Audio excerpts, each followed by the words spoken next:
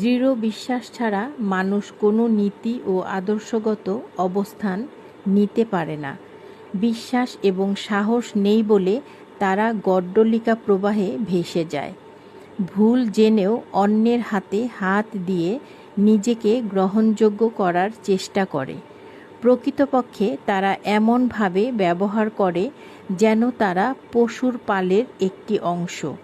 কেউ কেউ নিজেদের অপেক্ষাকৃত উন্নত মনে করেন, কারণ তারা অন্যায়কে সমর্থন করেন না, কিন্তু প্রতিবাদ করার মতো আত্মবিশ্বাস তাদের নেই।